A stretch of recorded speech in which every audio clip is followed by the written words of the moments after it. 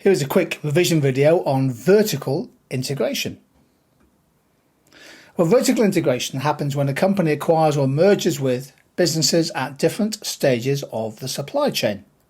Forward vertical means you buy a business closer to the final consumer, whereas backward vertical implies acquiring or merging with businesses at earlier stages of the supply chain.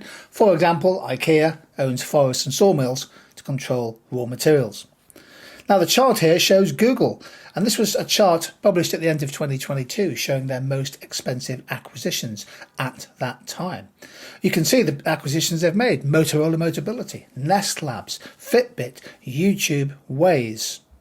Google has strategically employed vertical integration to enhance its control over many stages of the supply chains in the markets in which it operates.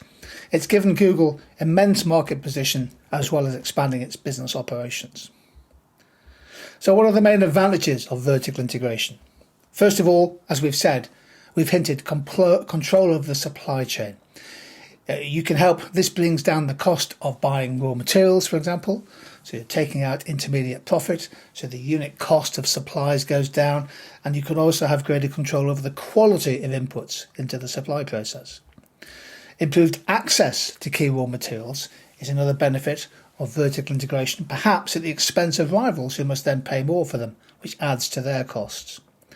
And if you go forward closer to the consumer, that gives you better control over retail distribution channels, including the possibility of adding new channels to sales platforms, so-called omni-channel retailing.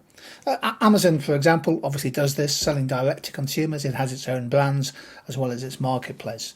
And the likes of Nike and Adidas have their own retail shops, as well as selling direct to consumers over the internet. With vertical integration, removing suppliers and taking market intelligence away from competitors also helps to make a market less contestable, because it increases a firm's market power in the long run. So, for example, Tesco buying dunnhumby, which was a business intelligence business, gave Tesco a big advantage, particularly when it was establishing its club card loyalty scheme some years ago. There are risks from vertical integration. One of the biggest is the problems of communication and coordination with a bigger, more disparate firm, often different supply chains across many different countries.